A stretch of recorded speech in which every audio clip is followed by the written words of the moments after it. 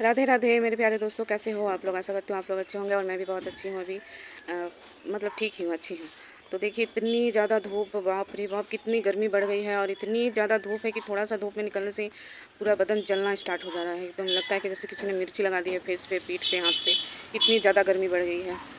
और आज मैं डॉक्टर को दिखाने के लिए जाने वाली हूँ, तो वही मैं सोच रही हूँ कैसे जाऊँगी, कैसे निकलूँगी घर से। लेकिन जाना ही पड़ेगा, तौलिया वगैरह ढक कर किसी भी तरह से बाइक से ही जाऊँगी। तो किसी तरह जाना ही पड़ेगा। बहुत तो मुश्किल लग रही है। और बाकी आगे वीडियो देखते रहें।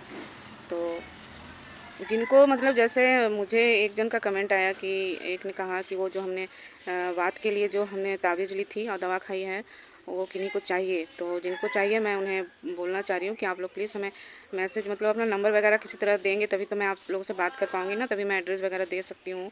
जो यहाँ लोकल में रहते हैं वो ले सकते हैं, जिनको ये तकलीफ़ है वात की, जो गठिया की दर्द की, जॉइंट पेन जो होते हैं हर जगह, उनको देते हैं, ताबीज़ देते हैं और दवा भी खिलाते हैं संडे को। तो जिनको चाहिए वो हमारे साथ कांटेक्ट करें, मैं उनको उनका एड्रेस दूंगी, डायरेक्ट वहाँ से जाकर वो ले सकते हैं, ठीक है। तो बाकी आगे वीडियो देखते रहें और वीडियो को लाइक, शेयर और सब्सक्राइब जरूर से करें। और जितना हो सके शेयर करें। आप लोगों का सपोर्ट हमें बहुत ही ज़्यादा चाहिए, बिना सपोर्ट से हम आगे नहीं बढ़ पाएंगे। और धीरे धीरे मैं थोड़ा, मतलब मैं बोलती थोड़ा शायद हमारा बोलने का तरीका शायद थोड़ा स्लो है, तो उसके लिए मैं माफ़ी चाहूँगी कि मैं जल्दी जल्दी बोलने की कोशिश करती हूँ लेकिन फिर भी थोड़ा स्लो ही हो जाता है, पता नहीं क्यों। तो चलिए कोई बात नहीं है, धीरे धीरे मैं ठीक करूँगी अपने बोलने का तरीका। बाकी आप लोग वीडियो पूरा देखें, थैंक यू सो मच। और वीडियो लेकिन पूरा देखें फ्रेंड्स। तो ये मेरी छोटी जो पूजा करने के लिए बेलपत्र तोड़ रही है और उसके बाद वो पूजा करेगी। बाकी घर का काम हम दोनों माँ बेटी मिलकर करते रहते हैं।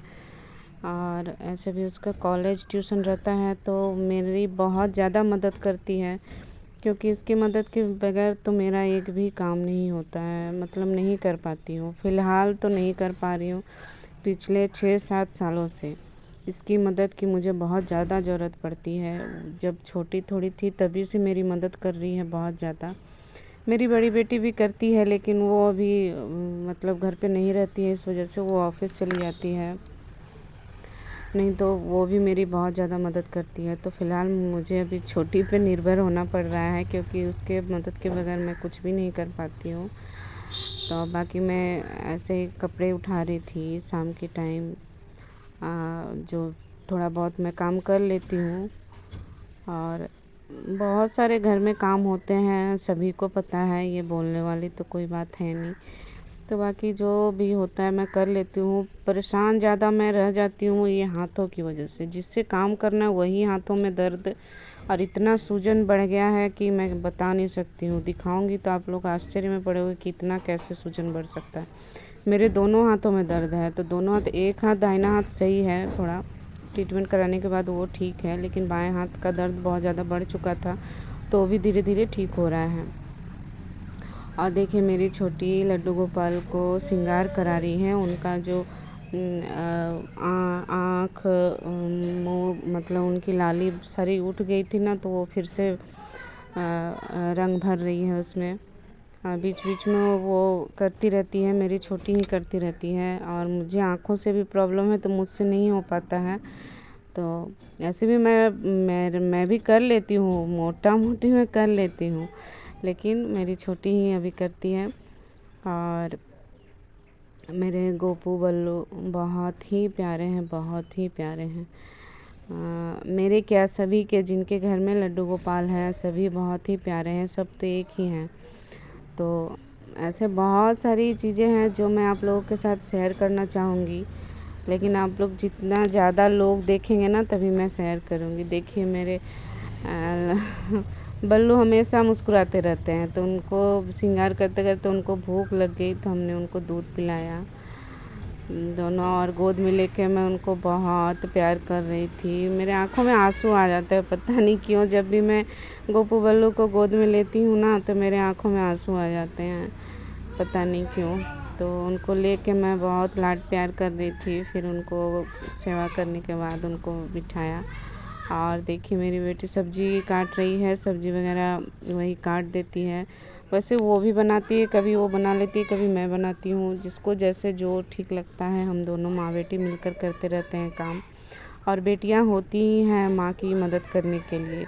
शादी से पहले जैसे मैं अपनी मम्मी की मदद करती थी, तो अब मेरी बेटी मेरी मदद कर रही है। और मेरी तो बहुत छोटी सी उम्र में मेरी शादी हो गई, जब मेरी एज 15 साल की थी। सोचिए कि 15 साल की उम्र में शादी हो गई, तब से मैं घर संभाल रही हूँ।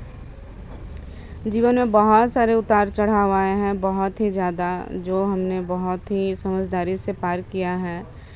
तो हमें नहीं लगता है कि आजकल की लड़कियां इतनी कम उम्र में शादी करके, और अगर फैमिली वाले अगर ना समझें उसको, तो वो संभल पाती हैं। इसलिए आजकल ज़्यादा डिवोर्स हो गए हैं, मायके में रहने लगती हैं, या फिर काम करती हैं लेकिन ससुराल में रहना पसंद नहीं करती हैं। शादी होने के बाद ही तुरंत ही अलग हो जाती हैं।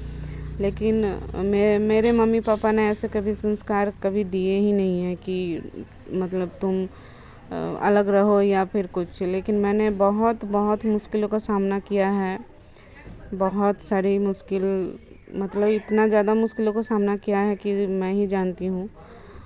और जो मेरे आसपास के हैं शायद ही उनको कुछ लोगों को अनुभव है। तो मैंने बहुत ही, मतलब मैंने कुछ सीखा नहीं था जब हमारी शादी हुई थी ना, तब मैं खाना बनाना कुछ भी नहीं जानती थी। सब ससुराल में आकर ही सासू माँ से सीखी हूँ। तो जो गलतियाँ होती हैं तो हमें नहीं लगता है कि डांट फटकार कर सिखानी चाहिए, प्यार से अच्छे से अपनी बेटी की तरह सिखानी चाहिए। तो शुरुआत में कुछ दिनों ठीक, उसके बाद फिर प्रॉब्लम थी बहुत ज़्यादा। लेकिन अभी धीरे धीरे ठीक हो रही हूँ। इतने दिनों में मेरी बच्चियाँ बड़ी हो गई हैं, तो उसकी मदद मुझे मतलब चाहिए ही चाहिए। क्योंकि एक 15 साल की लड़की को आप समझ ही सकते हो, वो हाथ पैर में कितनी ताकत रहती है। उतना भारी भारी काम करना, जैसे पूरे बाल्टी भर कपड़े धोना, बर्तन धोना, आंगन में झाड़ू पोछा करना, लोगों को टाइम पर खाना बनाओ, खाना देना, फिर मेहमान दिन भर आते रहते हैं कोई ना कोई, उनको उनकी सेवा करना। तो एक एक आदमी ये पूरा काम कैसे कर सकता है, आप समझ सकते हो। तो लेकिन मैंने खुद अकेले को किया है ये सारे काम। मेरे इस काम में किसी की मदद मुझे नहीं मिलती थी उस वक्त। मुझे सब कुछ खुद को करना होता था, और उस पर भी थोड़ी सी अगर गलती हो गई, किसी बात पर चूक हो गई, तो उस पर भी डांट फटकार बहुत ज़्यादा मिलती थी। तो चलिए कोई बात नहीं है, सीखने के लिए डांट फटकार भी बहुत ज़रूरी है, बिना डांटे कोई सीख नहीं सकता है। और देखिए मैं लैपटॉप पे हॉलीवुड मूवी देख रही थी, वही मैंने आप लोगों के साथ शेयर किया। मुझे हॉलीवुड मूवी अच्छी लगती है, मैं देखती हूँ कभी कभी बीच बीच में। तो मेरी टीवी ख़राब हो गई है, तो इसलिए मैं अभी लैपटॉप पे ही चला के देख रही थी। और ये मेरी बड़ी बेटी है जो ऑफिस से आई, तो उसी मैं बोल रही थी सुनो सुनो, तो बोल रही क्या हुआ आप यूट्यूबर, मम्मी यूट्यूबर हो गई हो आप, हमेशा कैमरा मोबाइल का कैमरा चालू कर लेती हो। बोलो हाँ। तो वही वीडियो यहीं पे एंड करती हूँ, और ज़्यादा नहीं बढ़ाऊँगी क्योंकि आप लोग बोर हो जाओगे। बाकी मैं आप लोगों के साथ बहुत चीज़ें शेयर करूँगी, अच्छी बुरी जो भी होती हैं लाइफ में, सारी चीज़ें शेयर करूँगी। बाकी मेरी शॉर्ट्स वीडियो भी देखते रहें। अभी फ़िलहाल मैं कुछ दिनों से फ़नी वीडियोस कुछ खास बना नहीं रही हूँ, अभी मैं लॉन्ग वीडियो पे फोकस कर रही हूँ। तो आप लोग मेरी लॉन्ग वीडियो ज़रूर से देखें, और लाइक शेयर और सब्सक्राइब और कमेंट तो ज़रूर से करें दोस्तों। आप लोगों का बहुत बहुत धन्यवाद मेरी वीडियो देखने के लिए। तो मेरी वीडियो इसी तरह से देखते रहें और ढेर सारा प्यार और सम्मान दें। Thank you so much. फिर मिलते हैं नेक्स्ट वीडियो में। Thank you so much.